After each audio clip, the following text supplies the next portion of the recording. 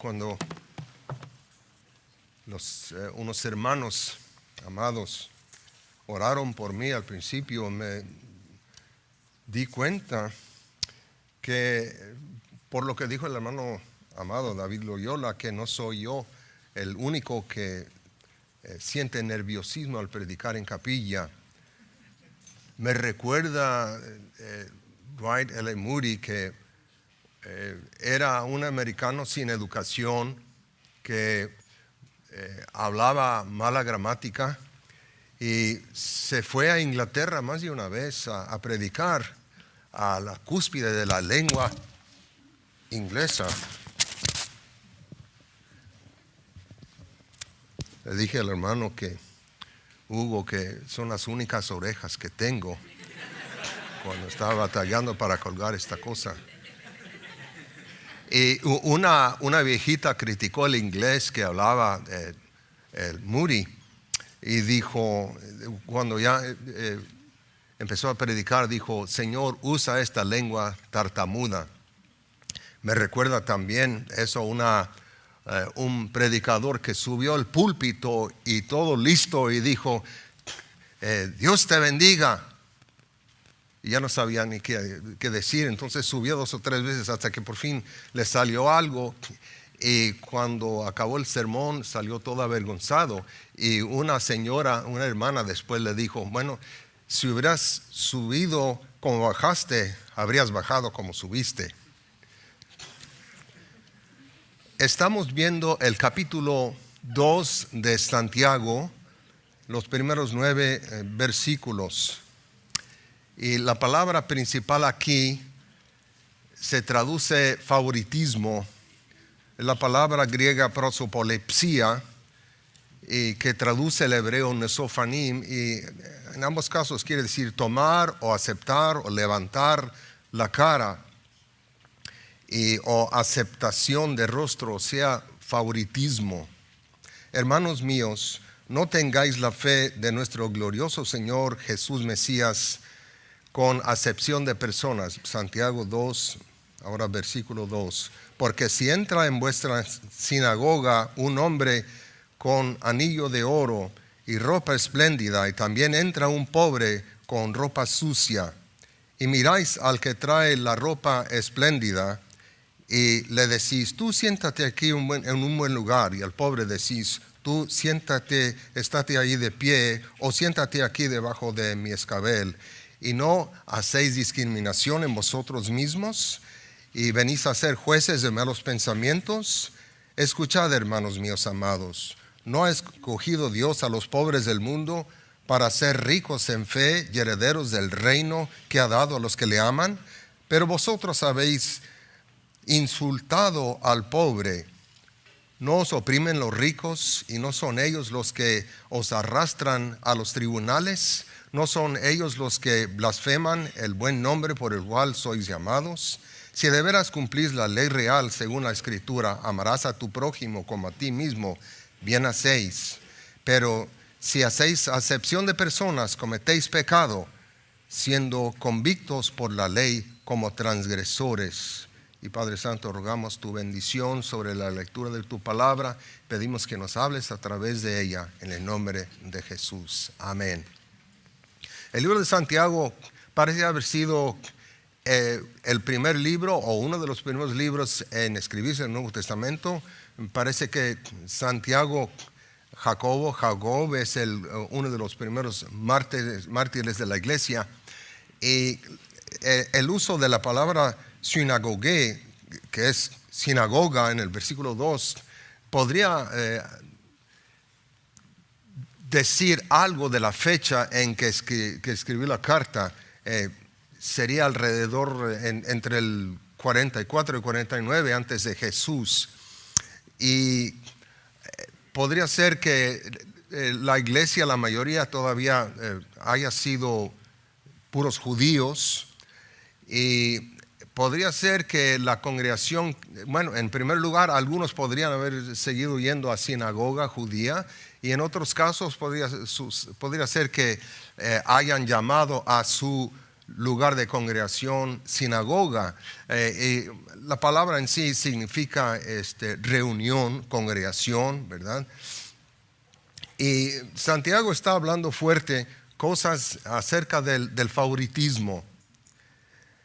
Y también me hace recordar el pastor Kenneth Chafin, el pastor de una iglesia grande de Houston hace más de 50 años, ahora está con el Señor, que dijo que en cualquier lugar público, como en un autobús, un avión, entra una señora bien vestidita y toda bonita y peinadita, y nos apuramos para darle el lugar, decir, por favor, siéntese aquí, señora. Tal vez dando a entender que una persona que se vea más pobre, no le hacemos aprecio. Levítico 19:15 dice, no harás injusticia en el juicio, ni favoreciendo al pobre, ni complaciendo al grande, con justicia juzgarás al prójimo. No debemos favorecer ni a los pobres ni a los ricos. Voy a mencionar como 3 tipos de favoritismo esta mañana. En primer lugar, Santiago se concentra en el favoritismo económico y sobre todo en lo que dice que como que se estaba fijando que estaba entrando un rico y le estaban dando el mejor lugar, y los pobres ahí los ponían en cualquier lugar. El doctor J. Vernon McGee dice que él era el orador en una iglesia una vez, y había ujieres. Todavía en algunas congregaciones sigue habiendo, se me figura, ujieres, pero un ujier lo llevó al lugar más humilde, más allá, más atrás, y ahí lo puso, y más tarde se fijó que él era el orador, pasó al frente, y, ¿verdad? Y que el ujier se avergonzó. Bueno, ahí viene un viejito humilde, ahí lo vamos a poner para que, ¿verdad?, no esté fuera de lugar. Favoritismo económico. Y una cosa que dice al final de estos versículos es interesante. Creemos que estamos cumpliendo la ley con no cometer adulterio, ni robar, ni asesinar y todo eso, pero saca a la luz este mandamiento de la ley: amarás a tu prójimo como a ti mismo. Y dice, si estás favoreciendo a unos y no a otros, y la tentación es hacia el favoritismo, hacia los ricos, dice, estás violando esa ley y estás entonces culpable de quebrantar la ley, de violar la ley de Dios. Favoritismo económico. También hay favoritismo en cuanto otro tipo, en cuanto al sexo, el de favoritismo casi podríamos decir genérico, aunque genérico podría ser una marca, ¿verdad?, de comida. El favorecer a los varones o a las mujeres. ¿Cuál es el sexo favorito? ¿Cuál es el género favorito? Dios nos hizo varón y hembra. El uno complementa al otro. Ayuda idónea quiere decir que él tiene su función y ella tiene su función. Y quitar el uno o al otro es favoritismo, acepción de personas. Pero los dos son iguales en muchas maneras. Pablo dice que en el Señor no hay varón ni mujer, en Gálatas 3:28. No hay judío ni griego, no hay esclavo ni libre. No hay varón ni mujer, porque todos vosotros sois uno en el Mesías Jesús. No quiere decir que no haya diferencia, pero que ninguno tiene ventaja en cuanto a la salvación, en cuanto a la membresía en la iglesia, el cuerpo del Señor. Cada sexo tiene igualdad de derechos. Y en el mundo antiguo se puede observar que las mujeres no eran nada, las mujeres eran peor que esclavas en la sociedad romana y las demás sociedades de aquel entonces, quizá porque los varones tenían más músculo y podían subyugar a las pobres damas. Pero podemos ver que el Señor como que se acomoda a las costumbres, a los pensamientos humanos al inspirar la Biblia. Por ejemplo, las genealogías, se mencionan casi puros nombres de varones. En el caso de Jacob, tuvo 12 hijos, pero se menciona una sola hija. Y en las películas que hacen, ahí están los 12 hijos y una sola mujercita. Pero si leemos todos los capítulos hasta el final de Génesis, nos fijamos que el autor de Génesis, Moisés, dice que tuvo hijos e hijas. Así que las hijas no se mencionan, excepto Dina, porque hubo un acontecimiento, ¿verdad?, en el caso de ella, en la vida de ella. Pero en el Nuevo Testamento, en las genealogías del Señor Jesús, en Mateo, tenemos también en Lucas, se mencionan Ruth, Betsabé, y Ruth y Betsabé siendo la esposa de Urías Eteo. Alguien dijo, David y Betsabé pensaron que vamos a encubrir todo esto, que nadie se fije. Entonces, pero hoy si alguien dice David y, la siguiente palabra que viene a la mente es Betsabé, ¿verdad? Lamentablemente. Pero hay heroínas en el Antiguo Testamento que son mujeres. Débora, Ruth y Esther, y las últimas dos tienen un nombre, ponen su nombre en uno de los libros del Antiguo Testamento. Entonces hay favoritismo genérico, pero cada uno tiene su función, y de acuerdo a la Biblia, sobre todo de acuerdo al Nuevo Testamento, que enseña que los pastores son varones, por ejemplo. Un compañero de cuarto que tuve en el seminario, su esposa estudió el programa pastoral de la maestría ahí, y cuando llevó la clase de predicación, dijeron, bueno, cuando se llegue al punto de predicar, no tendrás que predicar. Dijo, sí, quiero predicar. Sí, predicó. Y sabemos que en el campo misionero a veces no hay quien predique, entonces una dama misionera se pone a predicar, y gloria a Dios por ello. Un tercer tipo de favoritismo que tenemos en el mundo hoy, y creo que desde tiempos antiguos, es el favoritismo racial, favorecer a un grupo étnico. En cuanto a la palabra raza, hay una sola raza, nos dice Ken Ham, la raza humana. Personas de cualquier raza pueden casarse con personas de otra raza y el hijo es igual.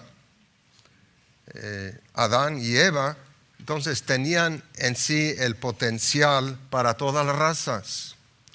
Cuando se desparramaron los pueblos después de Babel, eso dio por resultado que se asentaron en varios lugares, y yo creo que Dios los estaba guiando al llegar a las Américas y a través de China y todo eso, y hasta las islas del Pacífico. Creo que Dios los estuvo guiando a todos esos lugares, pero al asentarse después de generaciones fueron destacándose ciertos rasgos físicos, pero en lo interior todos los seres humanos somos iguales. Podríamos mencionar hasta el globalismo. Cuidado con el globalismo. Dios en el Babel causó la formación de las nacionalidades. El globalismo de la actualidad va en dirección a la dictadura mundial del anticristo, el antimesías de Apocalipsis 13. El nacionalismo no es malo. Dios hizo que se formaran las naciones y vemos en Génesis 10 el origen de todas las naciones. La Biblia prohíbe los mandamientos mixtos, pero no tiene nada que ver con la raza, sino con la fe. La Biblia prohíbe que los creyentes se casen con no creyentes. Lo que parecería ser dos razas, no se prohíbe. En la iglesia, todos los grupos étnicos nos llevamos, hay amor entre todos nosotros. Pero entre los grupos del mundo se ve que hay fricción y hay conflictos y no se llevan. Pero el amor de Dios trasciende todas las barreras étnicas y todos los demás prejuicios. Y estamos violando la ley de Dios y el plan de Dios si acaso favorecemos a un grupo étnico sobre otro. Lo interesante al estar aquí es ver que se habla de la cultura hispana, pero vemos y sabemos aquí que hay varias culturas hispanas. Cosa muy interesante para ver aquí, para aprender. Dentro de la familia cristiana, dentro de la iglesia, no hay rangos. No hay personas más allegadas a Dios, más favorecidas que otras. Cada uno más bien ejerce sus dones que el Señor comparte a cada uno. Hechos 17:26, Pablo predicando en Atenas dice: y de una sangre hizo toda nación de los hombres, para que habiten sobre la faz de la tierra, habiendo determinado sus tiempos y sus límites de su habitación. No sé si se vale, pero me dan ganas de mencionar favoritismo, algunos, que no se lo digan a nadie, nuestro secreto, favoritismos permisibles. En primer lugar, debemos favorecer a Dios. Éxodo 23, no tengas dioses ajenos delante de mí. Debemos favorecer a Dios. Y debemos favorecer a Dios Hijo en la dispensación del Nuevo Testamento. Colosenses 1:18, Pablo dice: y Él es la cabeza del cuerpo, que es la iglesia, el cual es el principio, el primogénito de entre los muertos, para que en todo Él sea preeminente. Debemos favorecer a Jesús. Debe ser nuestro favorito. Debemos favorecer también al cónyuge, al esposo, a la esposa. Efesios 5:22. Esposas, sujetaos a vuestros propios maridos como al Señor, porque el marido es cabeza de la mujer, como también el Mesías es cabeza de la iglesia, y Él es el Salvador del cuerpo. Pero como la iglesia está sujeta al Mesías, así también las esposas lo estén a sus propios maridos en todo. Maridos, amad a vuestras esposas, así como también el Mesías amó a la iglesia y se entregó a sí mismo por ella, para santificarla, limpiándola por el lavamiento del agua por la palabra, para presentársela gloriosa para sí mismo, una iglesia que no tuviera mancha, ni arruga, ni cosa semejante, sino que fuera santa y sin mancha. Así los maridos deben amar a sus esposas como a sus propios cuerpos.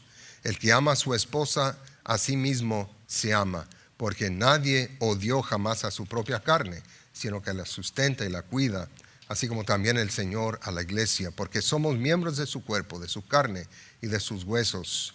Por eso dejará el hombre a su padre y a su madre, y se unirá a su esposa, y los dos serán una sola carne. Este misterio es grande, pero yo hablo en cuanto al Mesías y la iglesia. En todo caso, que cada uno de vosotros ame a su esposa como a sí mismo, y la esposa respete a su marido. Debemos respetar a nuestro cónyuge, a nuestra pareja, y debemos favorecer a nuestra pareja.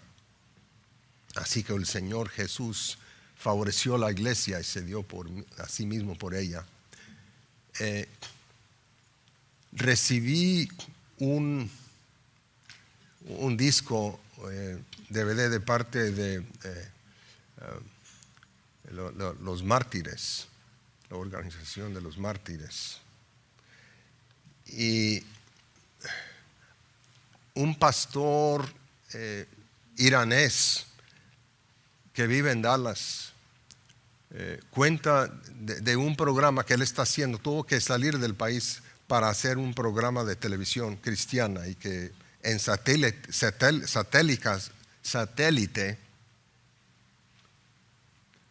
lengua tartamuda, satélite, llega hasta Irán. Y dijo que una vez hicieron una serie de programas sobre la familia, el matrimonio, y para los ya cristianos eso no podía ser, según pensaban, cosa de evangelismo, pero empezaron a entrar llamadas de unas mujeres de Irán cuyos esposos, en esa religión de ellos, tendían a usarlas, y dijo que ella quería tener eso. La primera vez que ella oía de un esposo que diera su vida por su esposa. El esposo, según Pablo aquí en Efesios 5, tiene que estar dispuesto a dar su vida por ella, así como el Señor Jesús dio su vida por la iglesia. Y el que contestó la llamada dijo: ¿sabes qué, señora? Tendrías que hacerte cristiana y entrar así en el cristianismo para que se vea y se conozca esto. Y dijo: sí, está bien, eso es lo que quiero. Entonces ella aceptó al Señor, y más de una de estas damas aceptaron al Señor. Y en cuanto a su esposo, no sé, no nos dijeron, pero tal vez sería un primer paso.